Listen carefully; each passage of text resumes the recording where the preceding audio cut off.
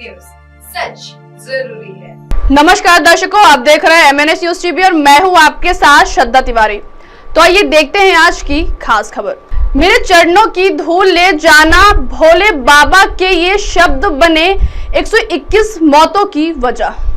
मेरे चरणों की धूल ले जाना, जिस किसी को भी दिक्कत हो उसके माथे पर इसे लगाना, सारी दिक्कतें खत्म हो जाएंगी। ये शब्द है हाथरस हादसे के बाद से फरार नारायण साकार हरि उर्फ भोले बाबा के, जो वह अपने अनुयायियों से सत्संग में कहता था। सत्संग में शामिल युवक ने बताया कि ये शब्द सुनकर ही भगदड़ मच गई और सत्संग के दौरान भगदड़ मचने के बाद 121 लोगों की जान चली गई। लेकिन जिस नारायण साकार हरि उर्फ भोले बाबा के सत्संग में इतना बड़ा हादसा हुआ, वो अभी तक फरार है। अब इस हादसे पर SIT ने पहली जांच रिपोर्ट सौंप दी है। रिपोर्ट में करीब 100 चश्मदीदों से पूछताछ का दावा किया गया है। हालांकि उस दौरान उनकी अकूत संपत्ति का खुलासा जरूर हुआ है। मैनपुरी की बिछवा में जिस आश्रम में नारायण साकार हरि उर्फ भोले बाबा रहते हैं, उसकी कीमत करोड़ों में है। अलीगढ़ GT रोड पर 21 बीघा जमीन पर बना बाबा का यह आश्रम तमाम सुविधाओं से लैस है। इस आश्रम में बाबा की आलीशान कोठी, लग्जरी गाड़ियों को रखने के लिए गैरेज सहित आधुनिक सुविधाएं हैं। बाबा का यह आश्रम लगभग 21 बीघा में फैला हुआ है। बाबा को आश्रम के लिए जमीन मैनपुरी के ही विनोद बाबू ने दान में दी थी।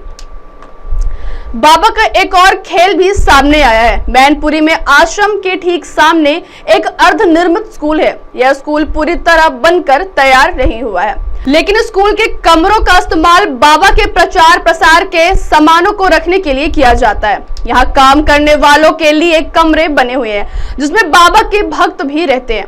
जानकारी के मुताबिक बाबा ने अपने आश्रम के आसपास के खेतों को भी किराए पर ले रखा है, जहां वो अपने कार्यक्रम का आयोजन करते हैं।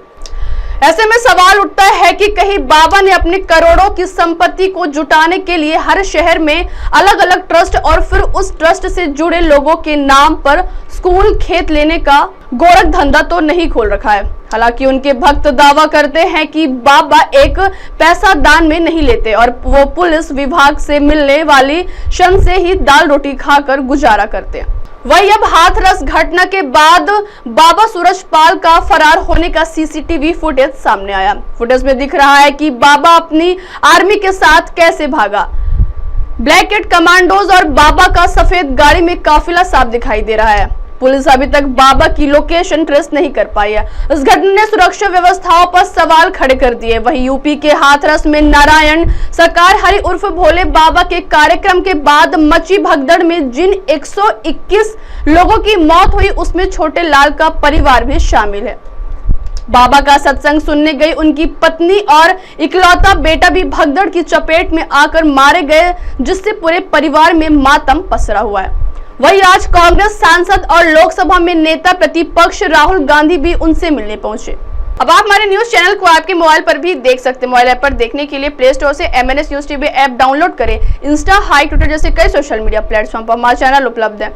आप इस यूट्यूब पर भी देख सकते हैं, आप इसे लाइव भी देख सकते हैं www.mnsnewstv.com पर।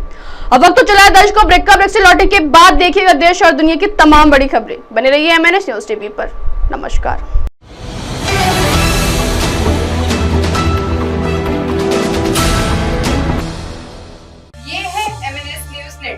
और आप देख रहे हैं MNS न्यूज।